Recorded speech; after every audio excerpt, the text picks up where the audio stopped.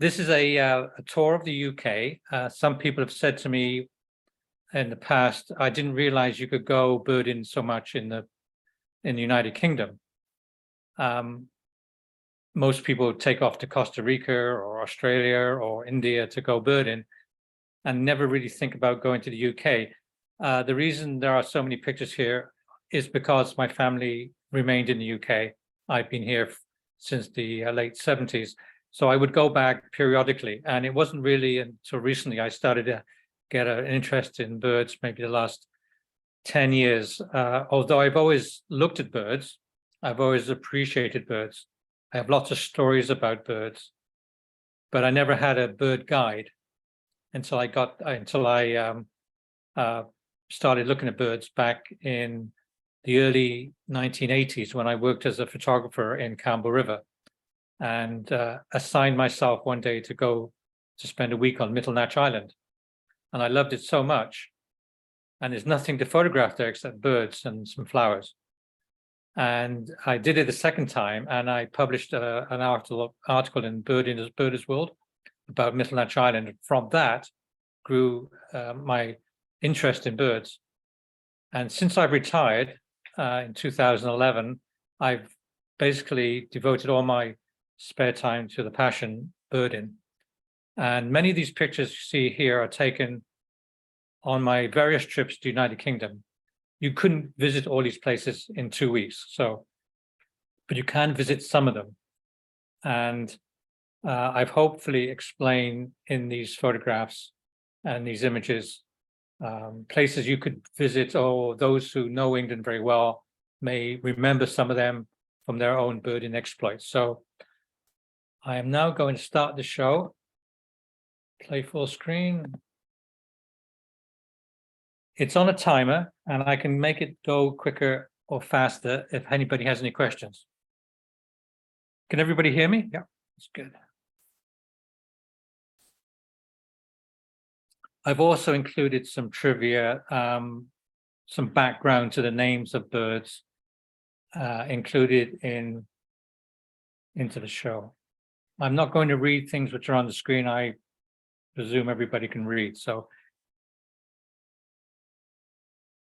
I've timed them so it has enough time for people to. At the end of the show, we're going to go to the Farne Islands, which is a separate trip completely. A separate trip completely than the rest of the show. So UK, flying in from Vancouver to Heathrow, this is what you see when you look down. England would have been, or the UK would have been completely wooded, 5,000, 2,000 years ago. What's happened now is a fragmentation of landscape, and numbers of birds have decreased. Often, you'll see signage like this at bird sanctuaries, which gives you an idea where the birds are coming from. So I'll give you a little time to look at that. So birds are coming from, like the cuckoo from Africa. The sedge warbler we'll see photographs of. So these are the areas we're going to go look at. So if you go to number 1, which is London on the East Coast, number 1 and number 2 are locations which you are able to go and visit. If you're going to London for a couple of days as a stopover, or you're just going to go to Oxford and Cambridge, maybe up to Stratford, and you've got a free day, number 1 and 2 are great places where you can go birding for the day, and you can contact the Birding Pal, which is online. It's an organization of local birders, and they might be able to take you out to the local gravel pit or the local river. The next area we're going to go to is in Wales, which is number 3, which is where I grew up and went to school. Number 4 is the Forest of Dean, and this is where William II, back in 1060, 1070, planted a forest to encourage deer and hunting for his family, the royal family. Today, it is a prolific area for forest birds. The Romans mined ore there. And then we'd go to Slimbridge, which is 4A, just below that. And that isn't, I'm told, is what Rifle Bird Sanctuary was based on. So Peter Scott started it back maybe 50, 60 years ago. And then we're going to go down to number 5, the Somerset levels. And then we're going to go over to the East Coast, where you see the large circle, number 6, number 7, and number 8. And this is a prolific area of tidal sand, the Wash area, large amounts of geese and shorebirds, hundreds of thousands of shorebirds, especially in the fall. And up at the very top, number 9, is the Farne Islands, and that's the last part of the show. As you fly into London, you see the London Eye. To the left, you see the Parliament. All the green spaces you can see are good, decent places to bird, especially in the springtime.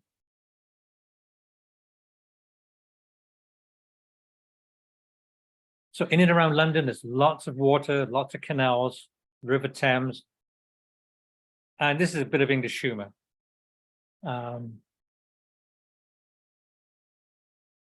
Right in London, you have Richmond Park.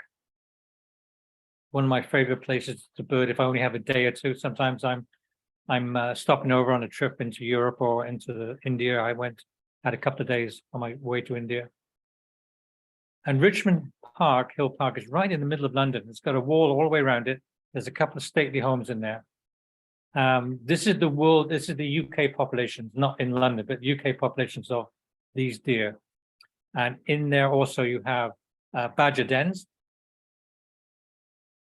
Now, on the right-hand side of the screen, you see birdimpulse.org. This is the group of people I tend to contact before I go anywhere in the world, and to see whether I can hook up with, like these two fellows here. They took me birding in an area which I would not have known about had I not contacted them. Birdimpulse.org is $10 a year to join. When I was in Australia recently, I hooked up with 2 Birding Pals, and it was amazing how many birds they found for me, which I would have missed looking on my own, or just on my own. Sorry, that was a little too quick of that.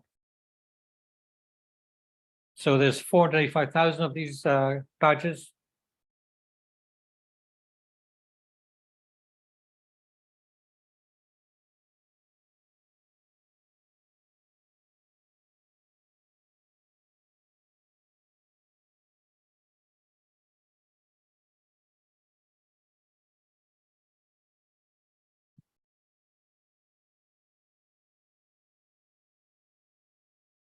This is one of the most common woodpeckers found throughout the UK, except in Scotland, I think. So in and around London, you have a lot of gravel pits. A lot of gravel was excavated to build for construction purposes. And so London has hundreds and hundreds of pits. And many of them are around Heathrow Airport. So if you do have a day and you contact the Bird Impel, like I did in this situation, they took me out to Tiddenhanger.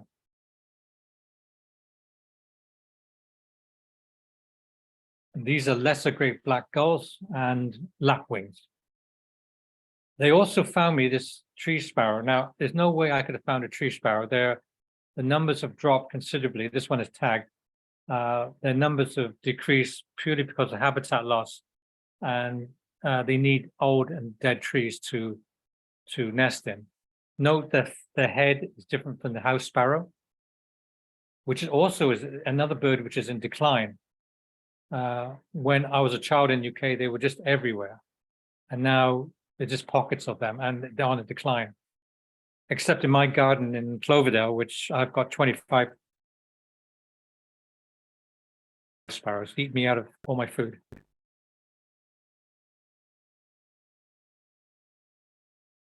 Selena, can you hear me?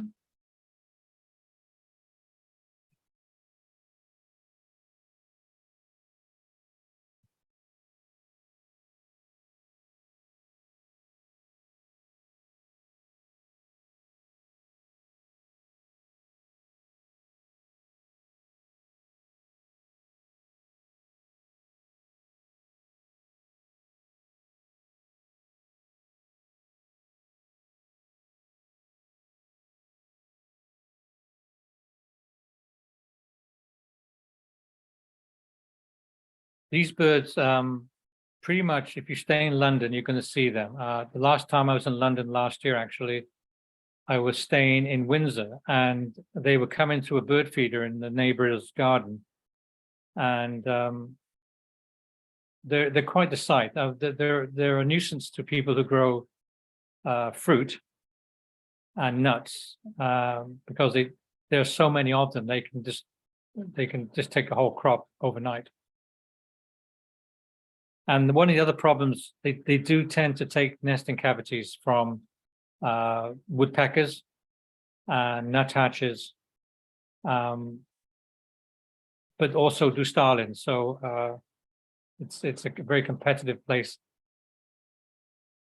for cavity nesters. Ubiquitous everywhere now. Now, why they've got a picture of a bird? Oh, there's the anglers at the bottom. So there you go. There's the fishermen. So this is an area on the show I wanted to talk about some of the birds which are doing well and some of the birds not doing so well.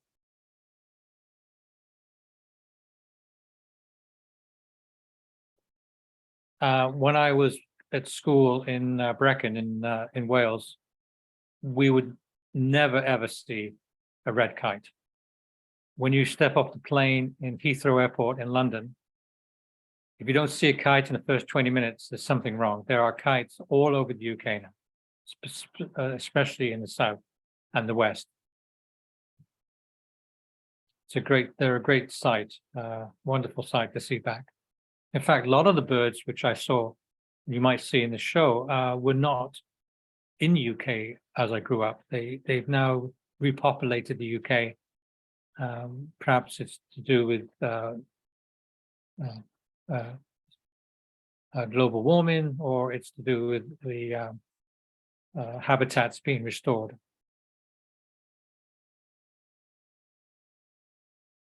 So here's some successful species, not the rook though.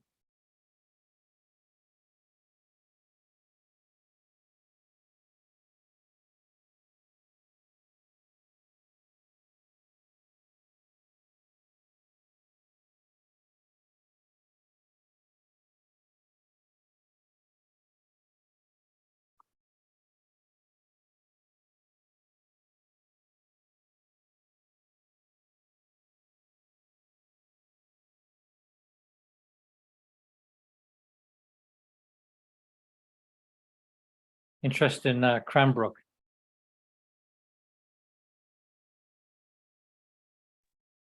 I have an aunt who lives in Cranbourne. Oh yeah, where's Cranbourne? Near Salisbury. I'm glad somebody spoke, so I thought I might be talking to myself. Oh no, I'm listening. Yeah, I didn't know Cran was from Crane.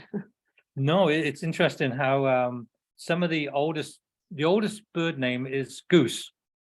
It's Germanic. It's thousands and thousands years old, as is raven. So the goose is one of the very first birds which was domesticated. And the Germanic, I think, is goose, G-N-U-S, which is we say goose. So a lot of the words, some of the birds have remained. A lot of birds' names have changed a lot over the years. Like the robin, for example, the UK robin used to be called robin redbreast, a redbreast.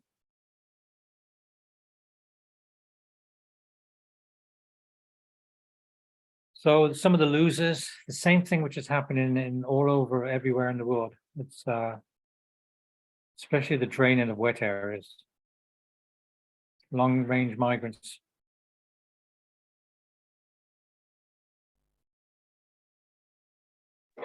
Just to let you know, you spelt losers a little incorrectly. It says loosers. Aha. Okay. It's one of those weird things with lose and loose. Where are we here? I think it's L-O-S-E-R. No double O. Okay. All right. That's good. Just to let you know. Yeah, I skipped that English class, I think. No, and if I have anything wrong, or if I have anything incorrect, please let me know at the end of the show. That's the only way the show gets better and how I get a better presentation. as you can see, I'm not working from notes, so. So we talked earlier about the house sparrow on the right, which is the one I have in my garden. I've got 20 of them. John, Yes, the house sparrow isn't in decline in Canada, is it? Or in British Columbia? Because they seem to be everywhere. yeah, I don't know. Good question. Does anybody have an answer to that? Any? Yeah, there has been quite a decline I have an answer. in the house sparrows. They're found mainly, as the name implies, close to houses. Like when I go to Minnetonka, or I go to Colony Farm, or the Bluebill Slough, or Mundy Park, places within 10 kilometers of home, I literally never see a house sparrow, except occasionally I'll see one house sparrow at Lake Burn Lagoons in Port Coquitlam, but it's very, very rare that I ever see a house sparrow unless it's close to, they hang around restaurants and, commercial enterprises where there's some food sources. But other than that, they are on quite a big decline. Somebody had In my experience, they disappeared from my house about 30 years ago on the west side of Vancouver. And a lot of my friends who live in and around here also noticed the same thing, that they disappeared. And it's not clear why, and they used to interfere with my bird boxes and push swallows out and all sorts of issues. And we don't have that problem anymore. So they're all in my backyard. that's right, something like that. I'm forever going over to Wild Birds Unlimited to get bags of food. Cost me a fortune. Anyway, we love the birds. My wife loves the chatter of them. But there you see, there's the difference in how to tell the difference in a country which has both species.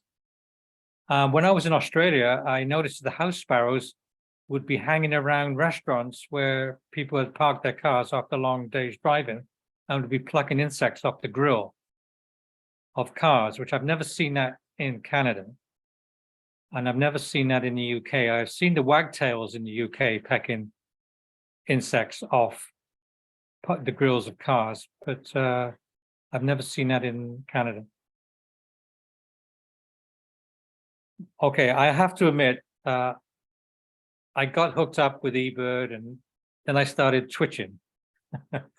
And when I heard there was a Dartford warbler in Cheltenham, and I was in Gloucester, which is only about 15 miles away, I had to go. And it's a success story. And I was lucky enough to get this photograph, and it's one of my favorite photographs I've ever taken of a bird. And there's something about it that speaks to me. And I like the name, Dartford Warbler, great name for a bird.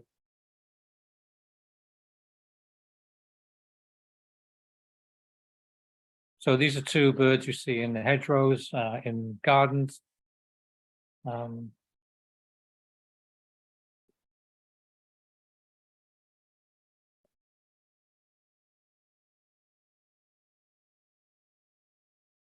So this is where birds are coming from. I'm not sure what's happening there, but this is where the birds are coming from into the UK. And obviously they return too, but birds coming from the Sahara, Mediterranean, Northern Europe, Iceland, Greenland for the winter. Thousands and thousands of geese and ducks. And some interesting data here.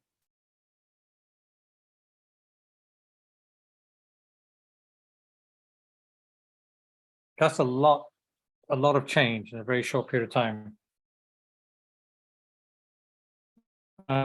I would suggest that they have this at Heathrow, this sign. That way you know where to go or when to go. But these are the times to visit England: April and May, late March, end of September, October. If you want to see the cuckoo, July and August. But I did actually see a cuckoo there in April. End of April, May, which is when they come back. So if you're planning a holiday, I would suggest to go bird watching April, May. And then the March period of different birds, it's the migration, different birds. winter birds, new arrivals, some birds are leaving. End of September, large migration of birds, especially on the East Coast. Our first stop is going to be in the Black Mountains in Wales. And Newport, you can see at the bottom there, Cardiff, Newport, capital of Wales. This is where I grew up. This was my stomping ground. This is where I went to school in the Brecon Beacons. And a couple of years ago, I went up to here, Lantony Priory, which is in the Black Mountains, primarily to see kites. There's just this wonderful scenery there. Mountainous, low population. And here the Welsh language. And this is the beginning. This is the Black Mountains. I mean, it's not like the mountains here, but good spot to find the red kite.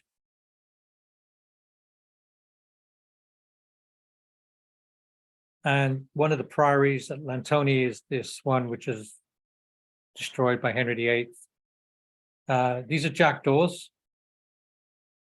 That's on a really cloudy day. But look at the light. When the light is nice, even a corvid can look spectacular, I think. Wonderful birds. And the old priory makes a great place for the wagtails to nest.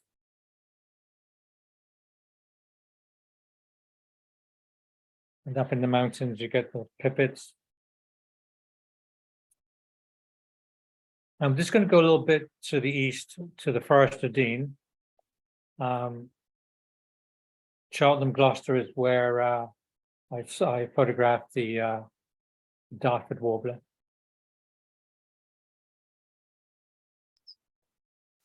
So this is the area of the Wye Valley. Hereford cows come from here.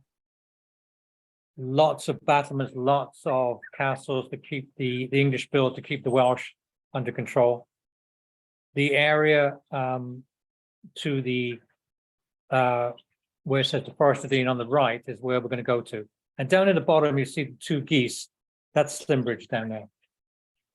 The River Severn has the second highest tides in the world after the Bay of Fundy. This is the village I grew up in.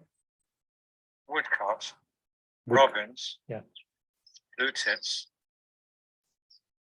blackbirds.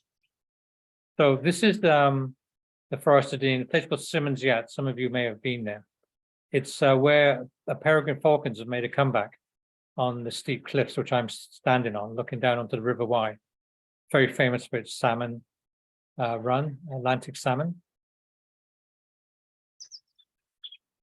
These trees were planted way back in 1080s, 1090s, 1100 for the kings of England to hunt. And they were then mature enough to be used to build ships for the Armada, the Queen Elizabeth I's Armadas, the ships. The boughs were great for the boughs of these trees were great for the shipbuilding. And some of the birds you find in the forest. Can everybody hear the birds in the background? No.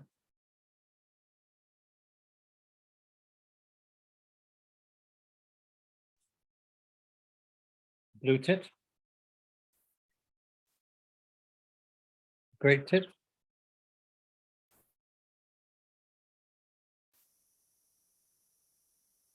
This is the long-tailed tit. Very pretty bird. Oh, it looks like a bit like a bush tit. And it's chiffchaff is a warbler, one of the very first warblers to come back in the springtime. And the willow warbler, which is very similar, comes back a little later. So you can sometimes tell which is which by their arrival times. These birds come from Northern Africa. I can hear them. Oh, good. Yeah, because it wasn't loud enough before. This is one of the birds which is being caught up in that trapping in Cyprus, and in the Mediterranean where they trap birds. The What black are cap they, what are they trapping these ones for? to eat. It's a custom which has been going on forever in the Mediterranean. France is particularly bad. Spain, Greece, Malta, Cyprus. They catch birds and they put up sticky tape, and the birds get stuck on the sticky tape. It's a horrible thing. And they roast these birds, and there can't be much meat on a bird which weighs an ounce. It's a sad state of affairs.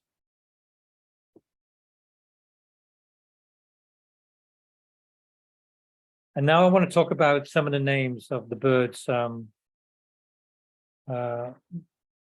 Names of many birds have changed over the years, all as does language. I mean, the language spoken 500 years ago in England is not the same today.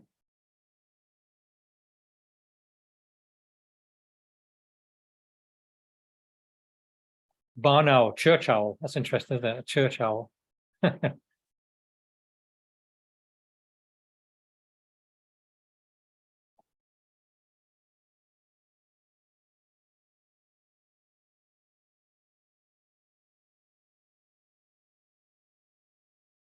So the dunnock used to be the hedge sparrow. The real name's of dunnock. It's related to that Siberian centaur we found, which was seen in Cloverdale a couple of years ago. We can see where the white arse comes from, right?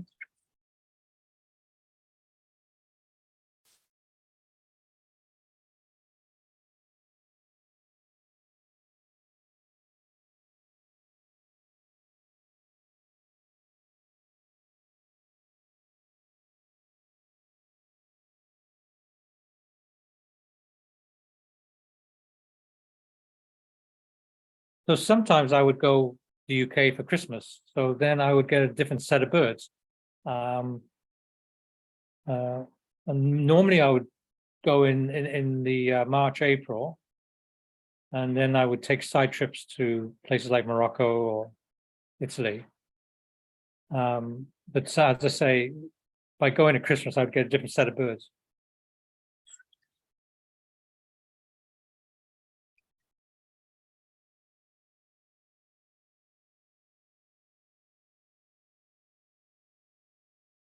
The song thrush is an interesting bird. As a kid growing up, I remember waking up in the morning to the tap, tap, tap of the song thrush banging snails against a rock outside my bedroom window. Sadly, that doesn't happen anymore. The song thrush is another bird which is in strong decline. Often the use of slug bait has been part of the demise.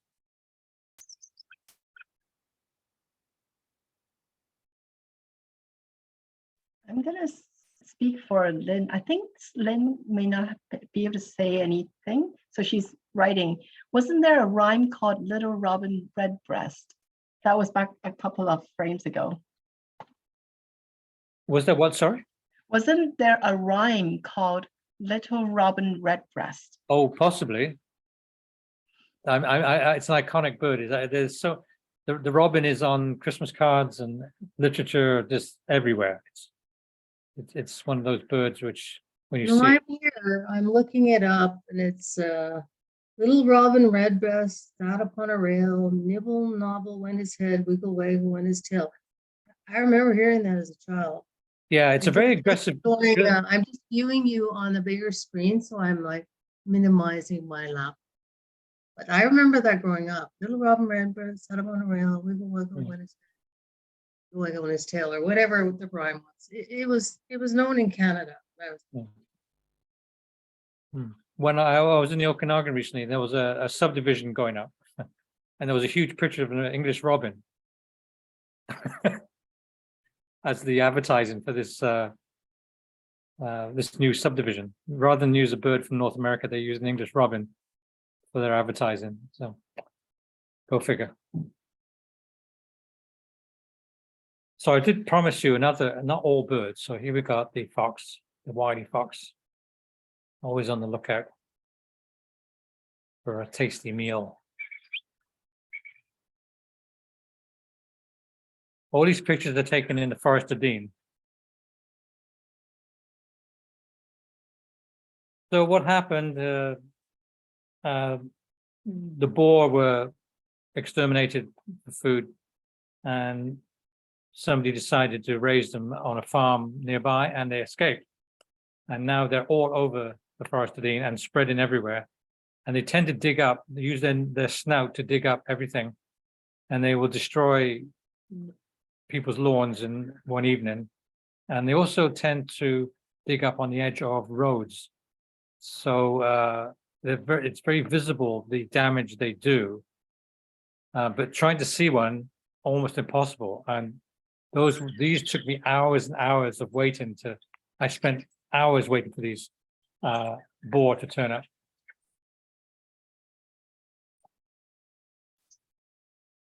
Some people call me the 1% naturalist because I'm only interested in birds, but I do take pictures of other things too. That's a pretty bird. I just love chaffinches. It's a very pretty bird.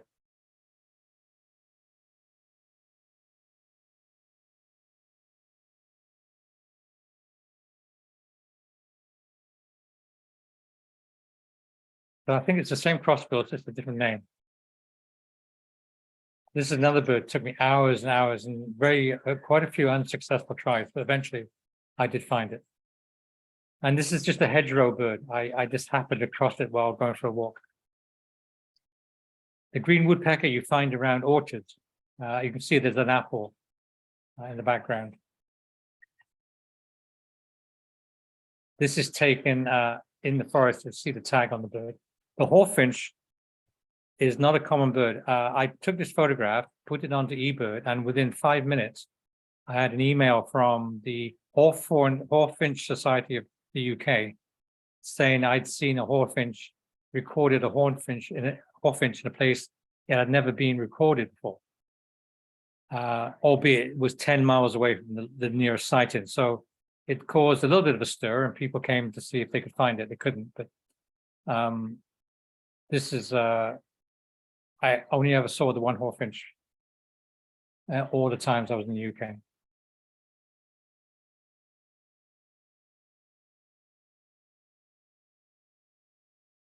This bird I saw, I stopped for a picnic into a lay-by beside the road on my way to Gloucester one day, and I just happened to park the car and I lay back, poured myself a coffee, and I looked up and there was this kestrel, and it was above a garbage container, rubbish container, and obviously there were rodents coming to the container. Pretty bird, very pretty bird. This is magpie. What it's doing, it's taking nesting material. This is mistletoe, and one of the birds which is common in the forest was the mistle thrush, and it would protect its stash of mistle. And during bad weather, the bird tends to make quite a dramatic song, or a squeal in a sense. It's got the name, Old English name, stormcock.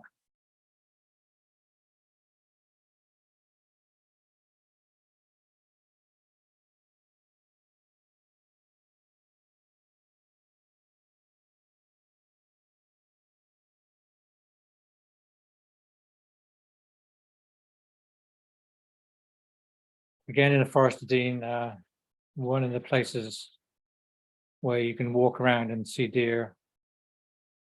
So what we're going to do, 1 hour south and southwest into Somerset, and Somerset Levels is at one point 1,000 years ago would have been complete marshland. The area which is in red here would have been complete marshes. And in fact, those of you know about the Stonehenge, that part of the stones for Stonehenge, I believe the ones on the top of Stonehenge were floated from Wales in Cardiff. We see in the top left, that's Wales there. The stones were mined in Wales. They were shipped across the Bristol Channel, and then were taken from land eastwards to Stonehenge near Salisbury. At the time, this whole area with the red dot would have been marshland. And so the rocks, the stones, the Stonehenge would have been able to have been floated and then down the River Avon, I think it is, towards Stonehenge. Today, it's marshland. Recently, there was bad flooding there. People were out of their homes. There was tremendous damage caused. It's an area, it's a floodplain. They're now remedying the situation by making the dikes higher, but I'm not sure how long that's going to last. Some of these birds you can see in the marshes. The bird I wanted to see was the bearded tit.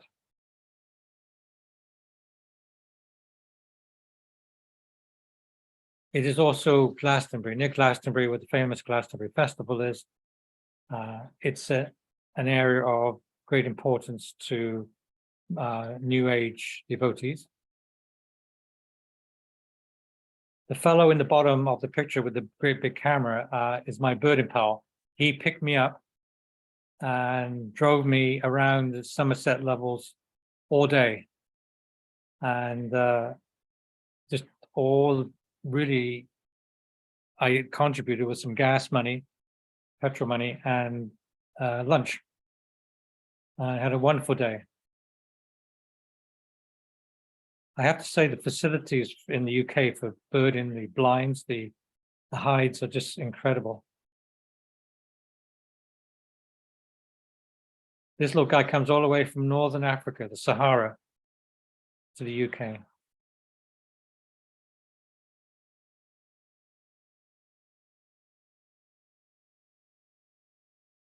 Spoonbills have a big comeback. And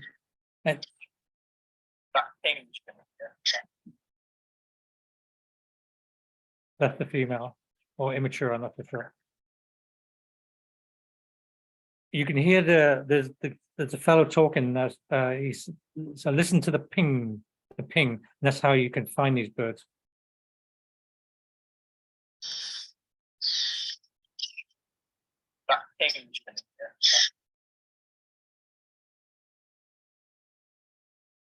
Again, this is a bird which I left the UK in '78 to come to Canada for a visit, and I never saw egrets. Maybe I wasn't looking for them, but they're now everywhere.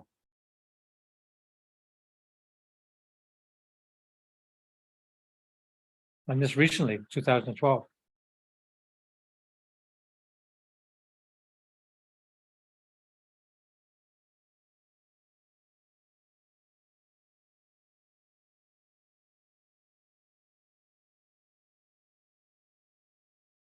This part, the last part there, this is where we're going to visit later on in the show. East Anglia is where there were defenses put up against a German invasion, and a lot of marshland was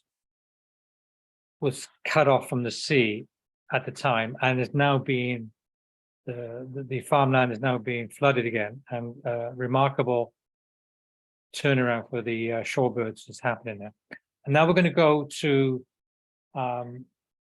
Slimbridge, which some of you may have gone to. Wonderful place. It's like Rifle Bird Sanctuary on steroids. It's got the best birding library, bird store, bookshop in the world. That's absolutely incredible. There's also captive breeding programs there. So you can't really, you have to know what you're looking at. Sometimes you think, oh, that's a rare bird. It's like the neem here.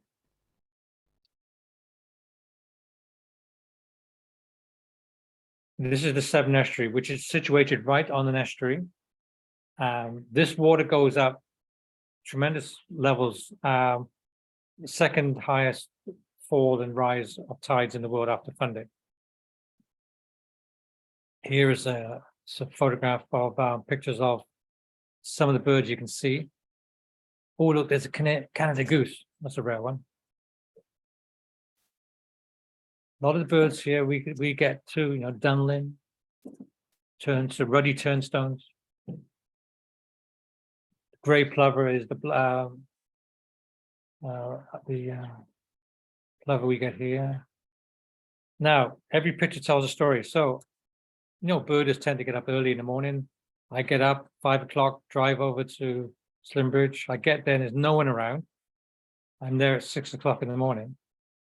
It doesn't open till 9, just like Rifle. For some weird reason, it doesn't open till 9 o'clock. So I had 3 hours in the parking lot. And this was one of the birds which I found during my long wait.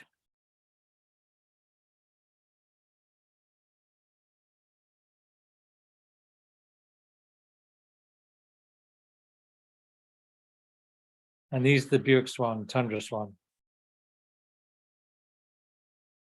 We've had a couple of those in Vancouver.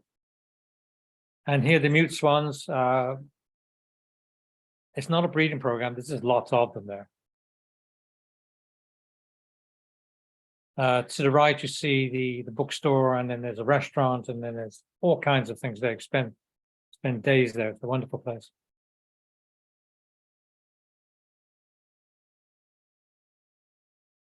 Not the same rail we get over here. The reed warbler.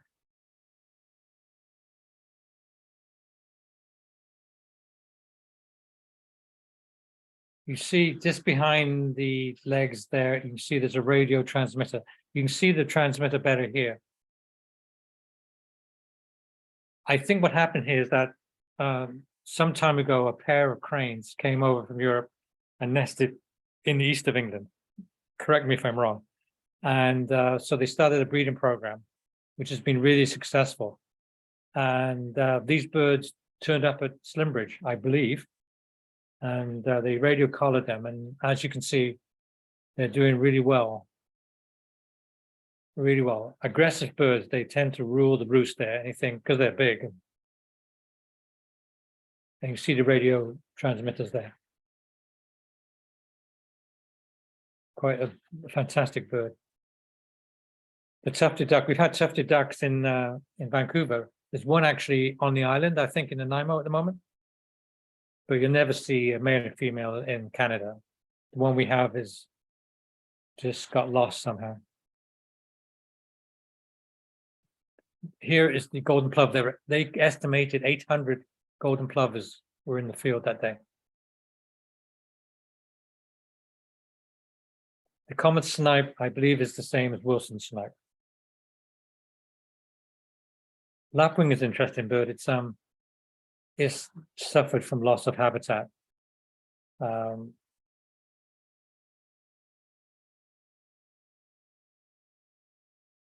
And I mentioned earlier that some bird names have changed over the years. When here, after a little bit of research, I found that this bird has had numerous name changes.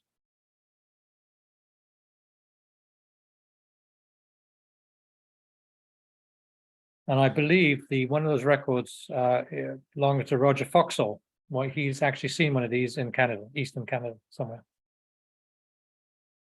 And some of you may know Roger, great birder. I was surprised to find out this bird is under some bit of trouble. So what we're going to do now is that we've looked at the east, that's the western part of the UK, just a small portion of it. You could spend weeks there, you could spend a fortnight there to see that and see more, and not even go to London or go to any of the major sites. And if you've been to Stratford upon Avon, if you've been to York and you've been to London and you've been to Edinburgh, then you head to the west and spend a month or 3 weeks or 2 weeks outside of the cities where the countryside is less crowded. This is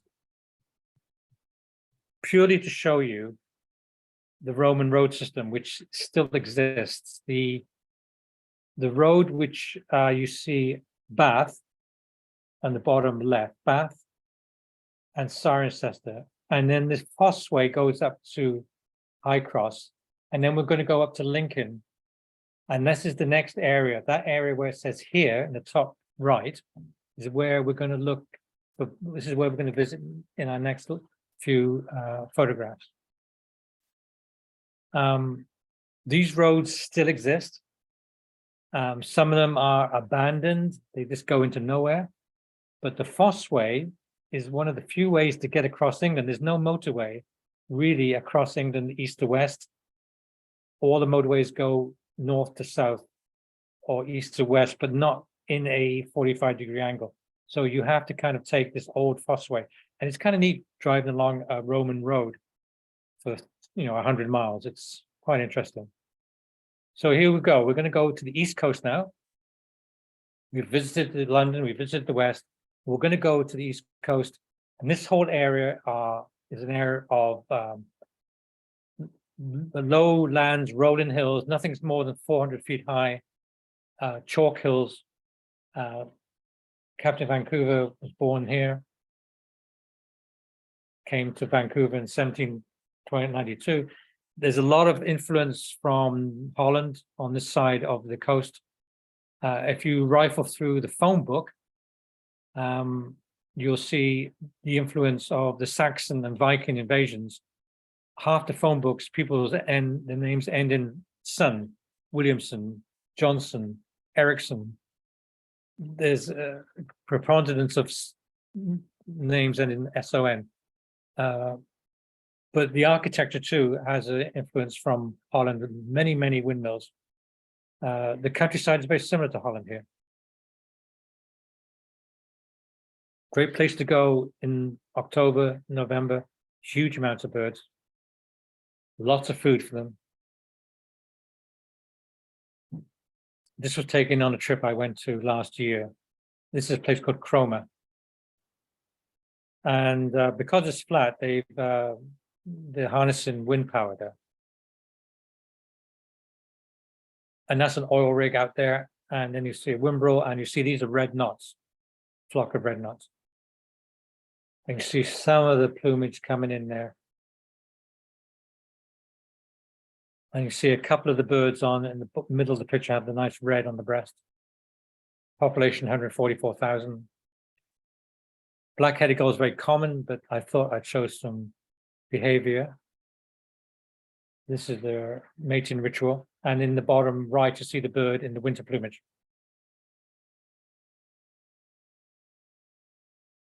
Large numbers of oyster catchers. By the way, I was at Tawasin today, and there must have been 25 oyster catchers there today.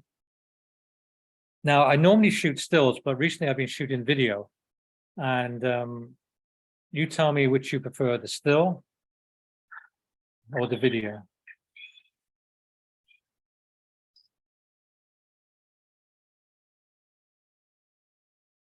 Video. Yeah, it's Video, a whole definitely the different, video. it's a whole different game. I do have video of Bryden Lagoon. I am shooting video. It's difficult to shoot video with the problem with video is that you've got other birders around you or other people outside talking.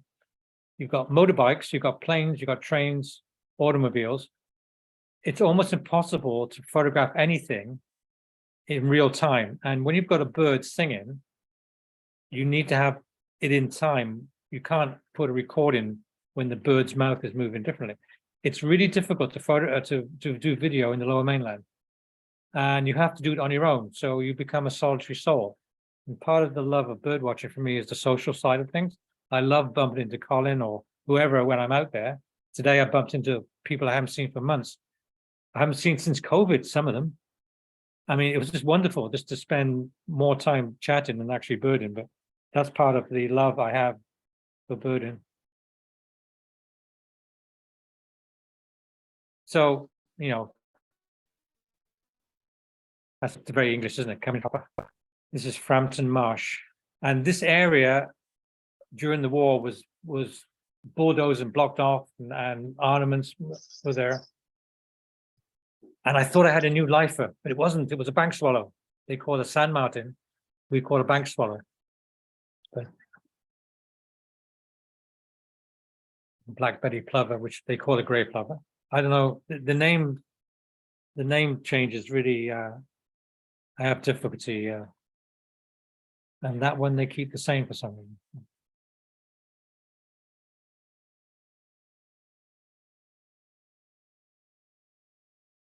And that's a bird I haven't seen in Canada. I know occasionally they have them on Boundary Bay, but they're not common, but you can see them. This photograph actually was taken from about half a mile away with a point and shoot camera. It's called a P1000. It's a Nikon camera. Canon have a similar version. Lumix have a similar version. It's one of these point and shoot cameras with a big zoom on it. And I can't believe how well it turned out. And I'm 100 yards away. I mean, you know, I'm 300 meters away. They were a speck in the viewfinder. Can't believe how well it turned out.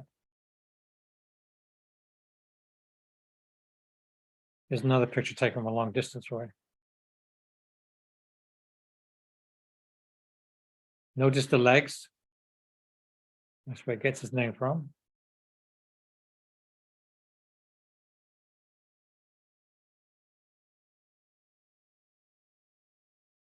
And here's the ruff. And the male ruffs, each and every one is different.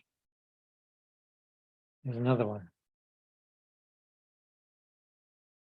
We see them here in Boundary Bay in the fall, but they are usually quite bland in color at that time. One of the things I do, and you probably do the same thing, is whenever I go anywhere, I take pictures of where I am.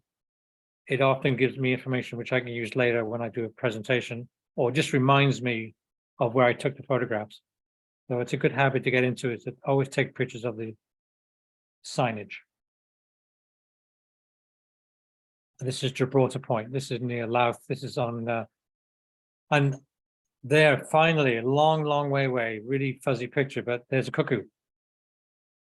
And this is a major bird. There's only a population of 28. I don't know how they know that, but there's only 28 of these birds in the UK. So it's a rail of type, like a very unusual bird. And I got this one at Gibraltar Point, and I got it through eBird. I noticed it was on eBird, and I went once, I couldn't find it. I went another time and found it. In this part of the world, as I mentioned earlier, it's flat. It's like Holland. There's one area called the Red Hill Nature Reserve. It's a chalk outcrop, as you can see. It's one of the few areas where there's wildflowers. The original wildflowers of the area still exist, because as you see, a lot of the area is fragmented. These areas of trees in between the fields, they don't really give the birds enough cover from predators like the crows, the jackdaws, and the hawks.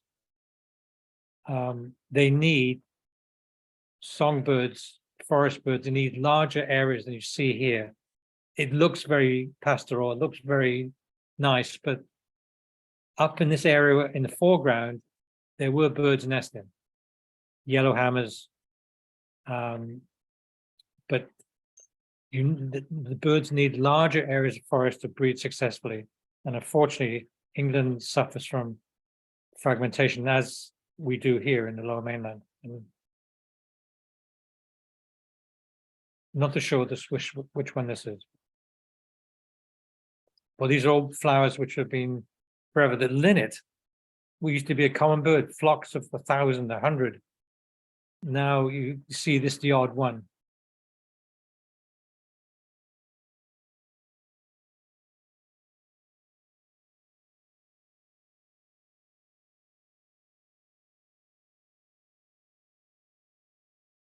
Strange name for butterfly. Okay, keeper.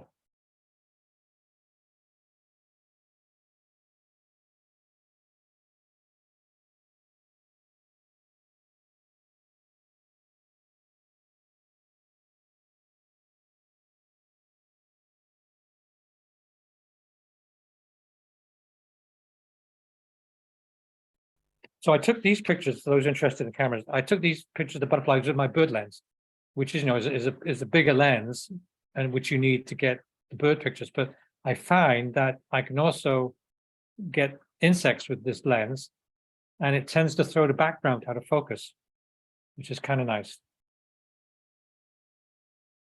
Again, another one of those birds which the name has changed over the years. The white-throat warbler population completely crashed in the 80s. It's now come back. Nobody knows why. It could have been something which happened in the southern Sahara, which affected their population for several years. These are Second World War armament areas. This would have been machine guns or heavy artillery, and for defending the coast from an invasion from the Germans during the Second World War. The place now is a bird sanctuary.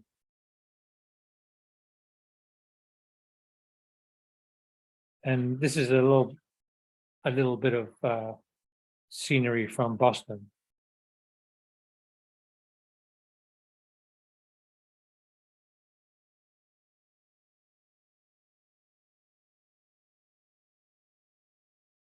The twitch.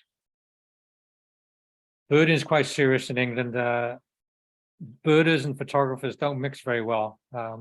So I have to go undercover. When I go with birders, I tend to take a smaller lens and a scope and a tripod, and I fit in. If I turn up the lens, I can hear people tuttering in the background, because photographers and birders tend not to get on as well as they do in Canada or in Vancouver. It's much more segregated. Although with the advent of the new cameras, I think it's kind of changing a bit. I think the generation is changing.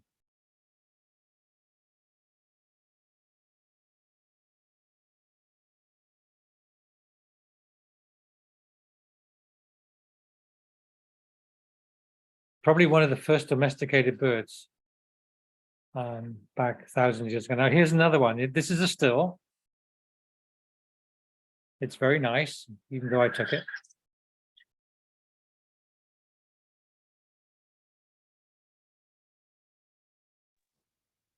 That's just lovely. No, Absolutely. I know it's better than still, isn't it? Oh, yes, so lovely. See, the trouble is, if I do video all the time, then I'm not doing any stills. I can't pull myself away.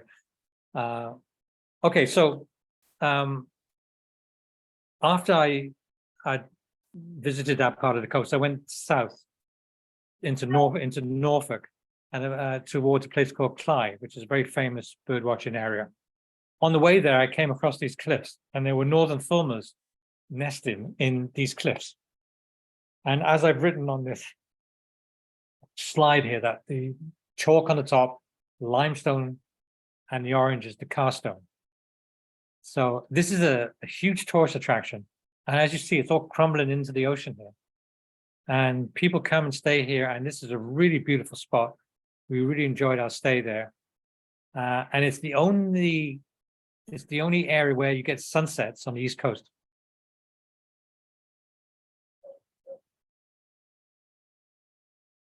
This is taken with a point and shoot camera. I didn't have my big camera with me.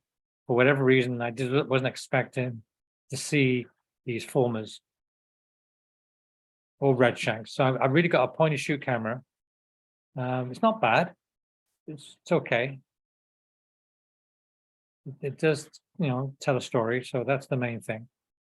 It does allow me to zoom in from way on the beach. I'm way out on the beach, and these birds are, 100 meters away. It's nice to be able to take pictures of birds when they don't know you're there. That's why I like scoping so much, because you can watch birds doing their thing without them knowing you're looking at them. And I think that's one of the best ways to look at birds. Now, this is the last section of the presentation. This is a place I went to specifically spend 3 days on this island. You stay on the mainland and you take a boat out each day. And it's cheaper to fly to the UK, fly to Manchester, rent a car, and go to the Farne Islands than it is to go to Prince Edward Island or Nova Scotia or Newfoundland. It's cheaper. It's cheaper flight direct from Vancouver. You rent a car and you stay in a hotel right by the beach there called the Ship Inn. And it's in the most northern part of England. So this is a map without Scotland on the top. And this is Northumberland. Northumberland is the least visited portion of the UK. And what's great about that is that not only is it butts up against Scotland, so there's lots of castles, Hadrian's Wall, which you can walk across from one side of England to the other. It's 70 miles. It's a good walk, but there's hostels all the way along. It's also a great place for puffins. And this is other places in the UK where you can see puffins, but this particular place in Northumberland is one of the places where you can take a boat out to the islands. And when I went there, I think it was £25 or £20 for the day. They took you out in the morning and they picked you up at 3 o'clock in the afternoon. And for those of you who know your countryside, Edinburgh in the top left, and then Newcastle. And if you like football, of course, this is a centre of great football games. And Holy Island is up just above the red dot, but we're going to the Farne Islands, which is on the red dot. Lindisfarne, for those who are into spiritual things or history, is another wonderful place to visit in the area. And these are the boats you can take. And I don't know if I can see how much it costs. Does it say? Tickets here, tickets here. These are 10, 15. I can't quite see the price. It's gone up by now, I'm sure. But there's lots of choices, and you don't have to pre-book. You can just turn up. I stayed at the hotel which overlooked this scene. It's called the Ship Inn, and the rooms are like you're in an old galleon. And it's real English. And there's a fish and chip shop next door. There's a pub downstairs with enough room for about 8 people. It's wonderful. On the way out of the harbour, we came across these eider ducks. And these eider ducks, the eider duck was almost wiped out completely because they was used for eider down, for stuffing, for bedding, and they were almost completely wiped out. But this is a good, I'll let you read through that. You see there's good numbers of birds here. Now, just to warn you, there has been a bird flu on the East Coast in the UK. So there's been a lot of mortality, but still, I'm sure it's a worthwhile trip. And here's the boat. This is the second day. The first day, I'm in another boat like this. The second day, the first day was foggy. And we landed on the island and there was fog. And here we are. So it was costing back then, 10 years ago, £5. I bet it's £10 now. But still, it's a bargain. So they drop you off at 10:30. And then they pick you up later on. It says 1 o'clock there, but I thought it was later. But maybe they picked us up at 1. You have plenty of time to have a look around. Arctic terns, roseate terns. The island was inhabited by monks, and they brought rabbits onto the island. And the rabbits dug holes, which the puffins, which you can hear,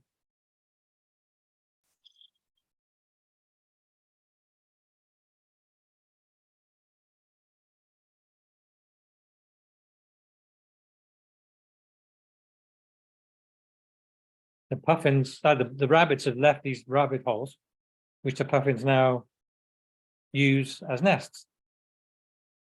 How Are the convenient. rabbits still there? I didn't see any. I didn't see any rabbits. Yeah,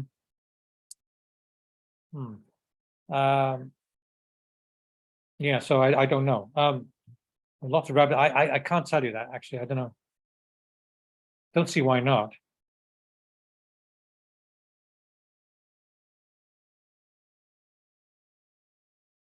I think these are sand eels, these fish. How they manage to keep them all intact. Beak or their bill has a backward serrated edge, which allows them to not drop not allows the fish to slide out. I suppose that's how they do it. But they swim underwater and catch multiple fish. I presume one at a time. These rocks. are part of the mainland and they jut out into the North Sea and create these perfect place for colony. There's some close-up of some eiders, common eider at the colony. And mures, razorbills.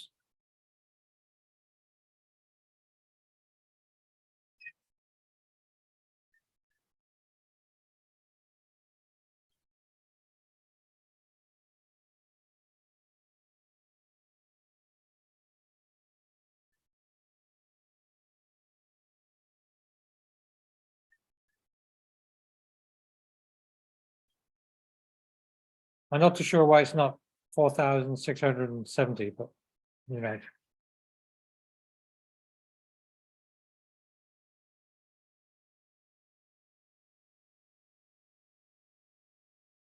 You see the little checks at the bottom there, bottom left. These have to be the most difficult birds to photograph. They're black as black, and it's very difficult to see their eye.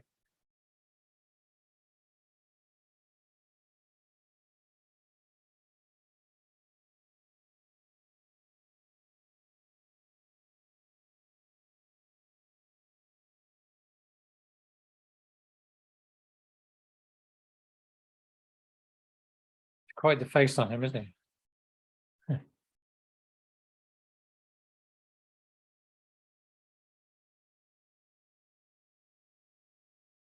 Okay, so I'm going to give some heads up to some of the information I got for the names of birds came from this book. Highly recommend it. It's a wonderful read. It's a book I'll read over and over again. It's as you see from the review there, gives you information about names, where birds' names come from, and a lot more. It's the best $20 you'll ever spend, and I picked mine up at Chapters. And as I say, I highly recommend it. It's a great book. Great time of year to read a book too. I think this weekend's gonna be rainy, so it might be a good time to dig in. The puffin recording came from Macaulay Library, which is the eBird. The Neen photo from Wikipedia, and all the photographs are my own. I thank you for your patience.